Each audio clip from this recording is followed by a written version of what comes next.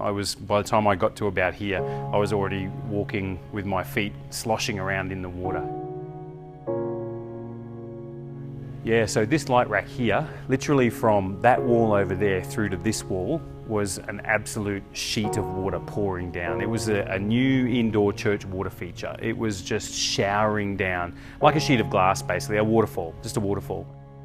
This church has been here for 40 years, and people who've lived here for decades had never seen a weather event like this before. My head was spinning when I was seeing the extent of the damage.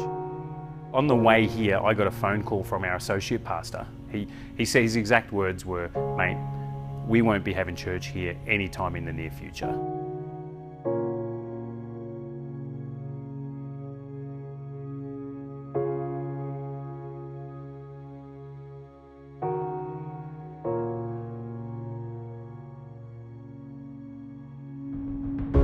We would hope that one of the results of our relationships together as a church is that every level of the Alice Springs community has a cluster of people who call Desert Life Church home. We want to see a Holy Ghost-filled Christian person bringing the healing, wonderful love and life of Jesus.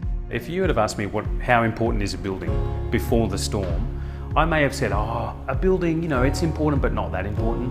But after spending 5 months out of our building, I now revise my initial answer and say a building is just hugely crucial to the life of our church. As soon as I saw the damage, my head was full of all of those bad stories you've heard where people haven't had adequate insurance coverage, where an insurance company hasn't done the right thing by the customer. And the first thing I thought is, oh my goodness, I really hope our insurance policy is up to date. We've been supporting and protecting our churches, schools and ministries for nearly 25 years across our nation, and ACS has been partnering with Desert Life Church for nearly 17 years. We understand that when your heart is in what you do, these times can be highly frustrating and emotional. When what you do is interrupted, we're with you on that journey and our hearts are in it also. Well, the storm hit late Friday afternoon. ACS had an assessor approved by 6 p.m. that evening. The assessor was on site over the weekend, assisting the church with the recovery and assessment of the initial damage. The first thing I did was to send an email to the claims manager advising him this is a major loss, it's going to be X number of hundreds of thousands of dollars.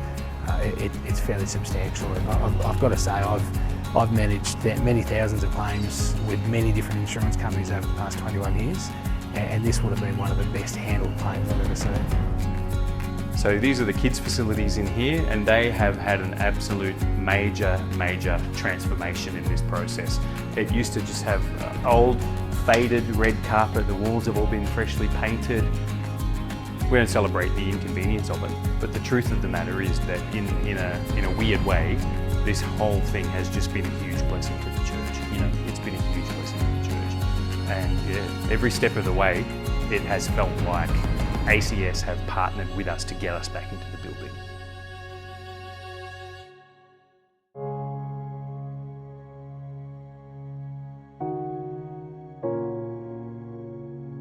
Many people, they look at insurance and they just look for the bottom line.